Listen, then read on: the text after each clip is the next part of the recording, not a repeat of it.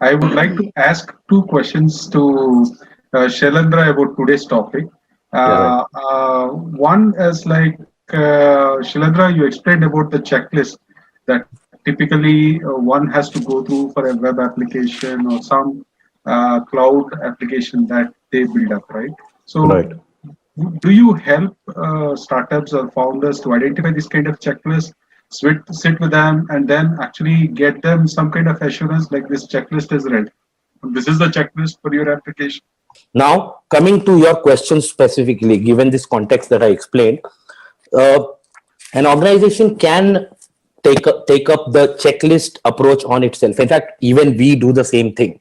The way we do it probably would be slightly more better, simply because of the fact that we come from the domain, right? But having said that, it is not impossible for an organization to take it up itself.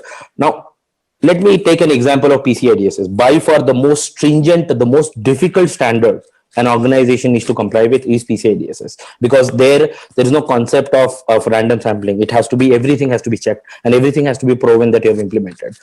The PCI DSS security checklist, what is called as SAQD, self-assessment questionnaire version D, is public. PCI DSS has released it on the internet. So which means any organization, if it is building a SaaS product that is meant for the financial domain, will save credit card information. They can go to PCI Council website, download it and start filling it up. Yes, they may require help to interpret what is written in there, but it is not impossible for them to figure it out themselves. A little bit of, yes, they will have to take that effort of reading up on the internet what each of the controls mean. And when I say control is nothing but something that you are supposed to implement to improve the security for that particular subject matter, right? So an organization can take it up on itself. Where experts like us come into the picture is the organized way of doing it, because we have undergone this cycle so many times. We know what is the most efficient, effective, least cost approach that we can take, an organization can take. That is one benefit that an external firm brings in, right, which is expert in security. The other benefit that an external firm brings in is actually, the in my opinion, the more valuable thing, which is what not to do. When it comes to security, it is not only a matter of what are the things that you need to do, you also need to know what are the things you should not be doing.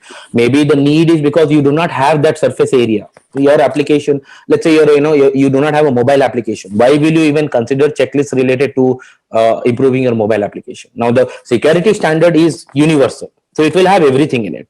Now, to figure out that, okay, this is applicable or not, is something that non-infosec people will find it difficult to do it. So it is about, the external firm will follow the same approach that an organization would do it.